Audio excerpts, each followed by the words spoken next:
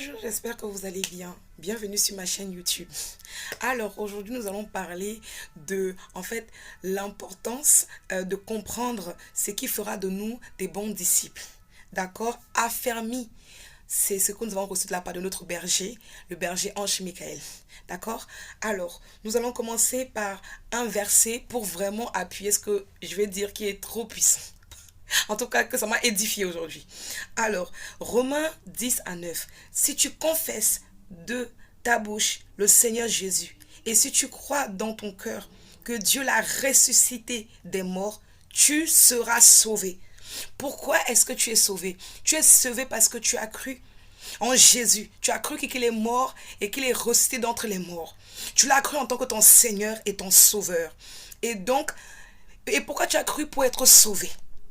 Maintenant, sur quoi ta foi est basée? Ta foi est basée sur le fait qu'il te donne l'argent? Ta foi est basée sur le fait... Il a dit que ta foi en Jésus ne doit pas être basée sur le matériel, sur les choses de ce monde.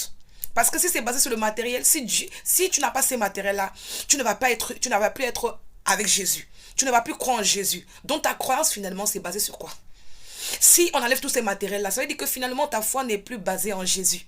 Elle est basée sur les matériels. Donc ta foi, elle est que vaine. Ta foi n'est pas une foi. Ou elle n'est pas vraie. Elle n'est pas vraie, ta foi. Ta foi, elle est juste sur les choses de ce monde. Mais il a dit que non. Il faut juste croire.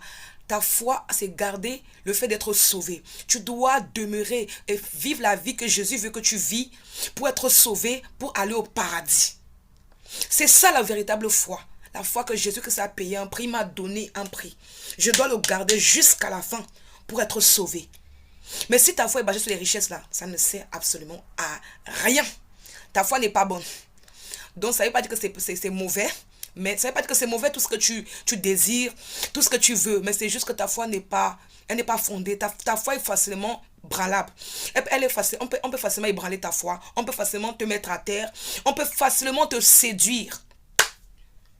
C'est ce que notre berger nous a partagé. Donc, je partage avec vous. Qu'est-ce que vous en pensez? En tout cas, trop puissant. Donc, dites-moi sur quoi votre foi est basée. Dites-le nous en commentaire. Est-ce que c'est basé sur la parole? Est-ce que nous sommes... Je dis que c'est mort pour nous et que tu crois en Jésus, que c'est que tu sais que tu vas être sauvé?